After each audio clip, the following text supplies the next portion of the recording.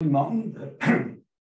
Donc, merci aux organisateurs pour l'idée de ce colloque vraiment intéressante. Je vous dirais pour commencer que j'espère que c'est comme aller à la bicyclette, faire une présentation en public, parce qu'étant à la retraite, ça fait au moins 5-6 ans que je n'ai pas fait d'exposé. Donc, André, si tu peux me le dire 3 minutes avant la fin, comme j'ai beaucoup de thèmes, je vais pouvoir tomber sur mes pattes éventuellement. Donc, la joyeuse équipe est en bas à gauche.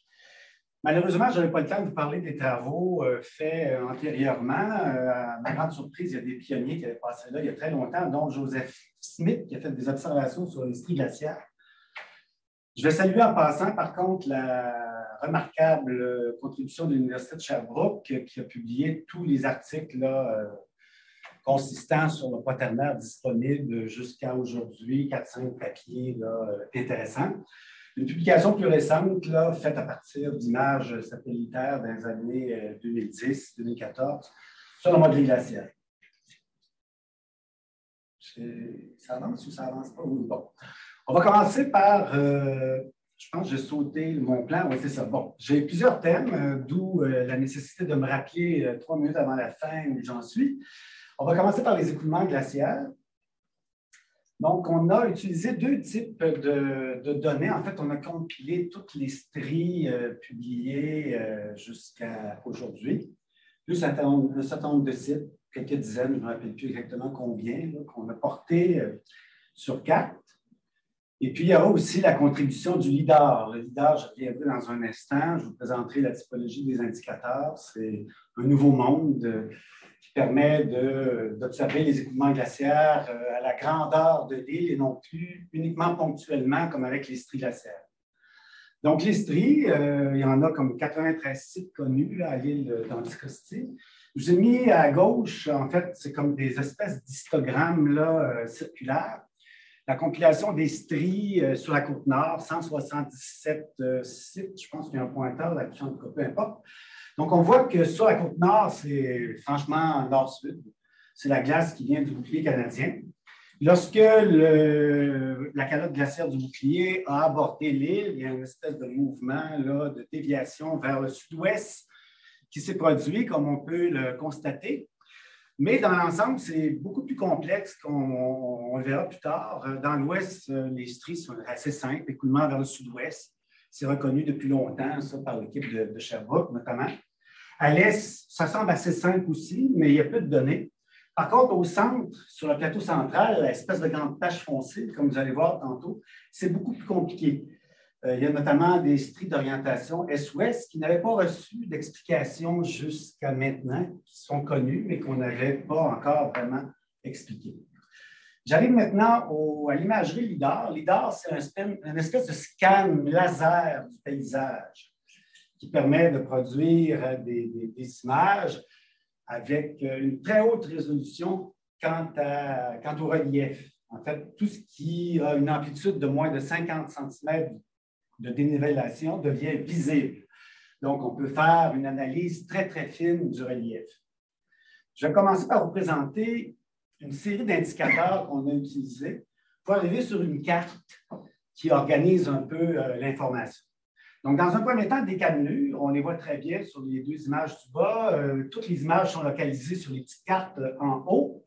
Donc, c'est des espèces de rainures parallèles dans le paysage qui occupent tout le paysage dans la partie ouest de l'île, le tiers ouest à peu près, qui sont rigoureusement parallèles, qui indiquent un écoulement vers le sud-ouest. Ça, c'était connu, mais c'est la première fois que c'est révélé avec autant d'acuité. Deuxième indicateur, des espèces de collines profilées un peu comme des culs de comète qui pointent dans le sens de l'écoulement glaciaire. Vous en avez 3 là, qui sont représentées par des flèches. Les grosses flèches indiquent toujours le sens de l'écoulement glaciaire. Là, on est dans la partie S, pas loin du lac Charles-Guay. Donc, deuxième type d'indicateur. Troisième type d'indicateur, ça c'est complètement nouveau et c'est le LIDAR qui a révélé ce genre d'indicateur-là. En fait, c'est des dalles rocheuses déplacées par le glacier. Le glacier exerçait une très grosse traction à la base. Et vous voyez, là, on va les agrandir. Là où sont les flèches, 2 secteurs en haut à gauche, en bas à droite, c'est dans le centre de l'île, c'est des dalles. En fait, c'est quasiment comme des morceaux de casse-tête qu'on pourrait recomposer si on les déplaçait de l'endroit où elles partent. C'est des fissures là, qui sont ouvertes avec des grosses dalles rocheuses qui peuvent avoir des dizaines, des centaines de mètres qui ont été déplacées. Vous en avez un autre exemple en haut à droite. C'est en fait localisé principalement dans le centre de l'île. Et ça, ce déplacement-là vers le nord-est, c'est complètement nouveau là, dans le contexte de notre étude et c'est grâce au LIDAR qu'on a pu mettre ces choses-là en évidence.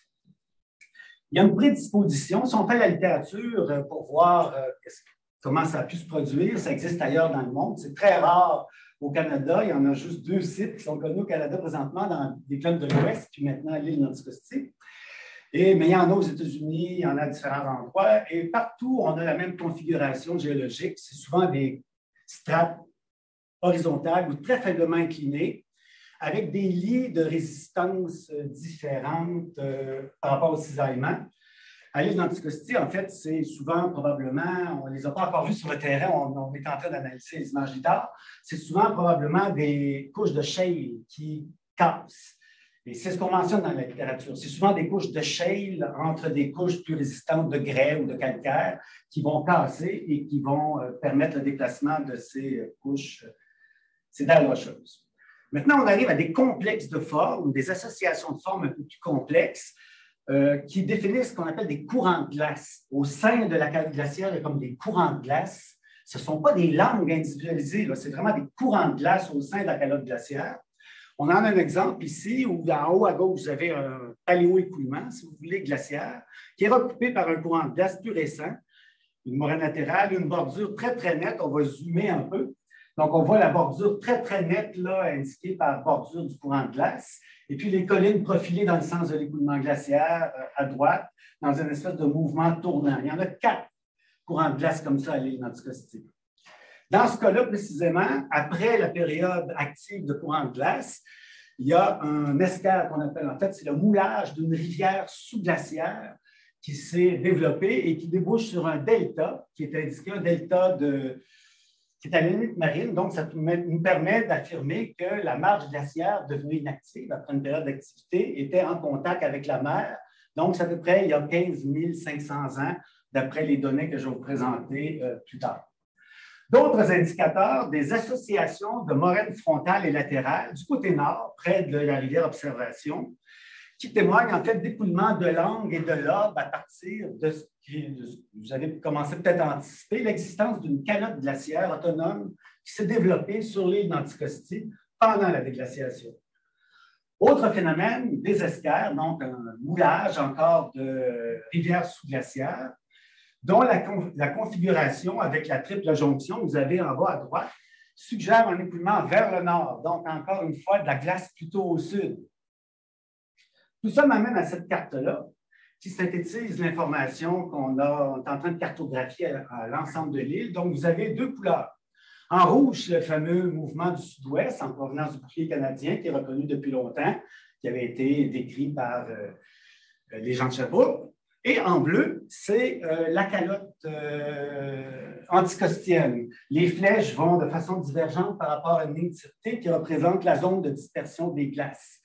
Elle n'est pas localisée n'importe où, elle est sur le haut plateau central, probablement où les conditions étaient plus rigoureuses. Elle était aussi protégée de l'action de la mer, qui ne pouvait pas la défaire en iceberg parce qu'elle était perchée en altitude.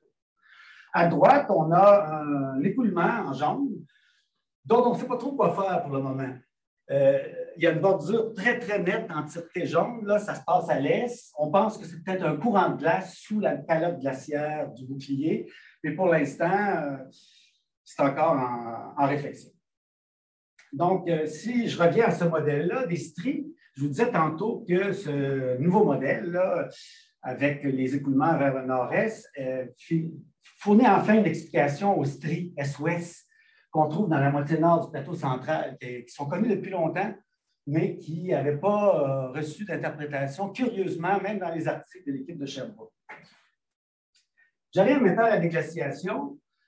En fait, je vais vous présenter une carte qui compile les plus vieux âges au carbone 14 tout autour de l'île, en fait, les âges réalisés par notre équipe. Il y en a d'autres qui avaient été faites antérieurement, mais bon, on s'est concentré sur les âges les plus récents parce que les méthodes se sont quand même améliorées, les marges d'erreur sont moins grandes, etc. Donc, si on regarde dans le détail, c'est très nuancé, la déglaciation. Ça se passe entre un peu plus de 16 000 et environ 14 500 ans. Mais dans le détail, il y a des nuances vraiment intéressantes. La partie ouest semble s'être déglacée un peu après 16 000. Ce qui se déglace en premier, en fait, c'est la pointe du sud-ouest, qui est très, très proche du chenal laurentien. Donc, probablement que le glacier se défait en iceberg très, très rapidement. Et c'est la première portion de l'île qui s'est trouvée là, déglacée. Ensuite, c'est les terres basses de l'ouest, probablement aussi les terres basses de l'est, mais on manque de données dans ce secteur-là. À la fin, le plateau central. Et c'est assez intéressant, les points rouges que vous avez, 14 600, etc., c'est des dépôts qu'on dit glaciaux marins, c'est-à-dire des dépôts marins, mais avec des caractéristiques qui évoquent la présence d'un glacier à proximité. Et c'est là qu'on a finalement les dépôts les plus tardifs, les dépôts glaciaires les plus tardifs, qui sont associés à la présence donc de cette calotte sur le plateau central. Donc, on voit que les données commencent à s'organiser de façon assez cohérente. Je ne sais pas combien il me reste de temps, peut-être que je devrais sauter cette partie-là. C'est une zone où on a des moraines annuelles qu'on appelle des moraines de De Givre, qui sont un peu comme des cernes de croissance des arbres. C'est dans la zone de la rivière Sainte-Marie. Et dans ce secteur-là, à cause de la présence de ces moraines de De Givre, on a pu établir un taux de recul d'à peu près 75 mètres par année sur environ 200 ans. Donc, c'est vraiment intéressant. On est capable de cerner plus en détail localement le rythme de la déglaciation. Maintenant, j'arrive à la limite marine. Bernard, je peux te permettre, on arrive aux 3 minutes au rappel. Parfait, c'est vraiment bon, ça, je suis au bon endroit. Donc, merci. D'autres indicateurs pour la limite marine, en fait, c'est à cause du lidar, grâce au lidar, justement, on voit plein de constructions littorales, des falaises littorales, d'anciennes falaises mortes, des plages soulevées, etc., ce qui ont permis d'étudier très en détail l'évolution des paléolittoraux.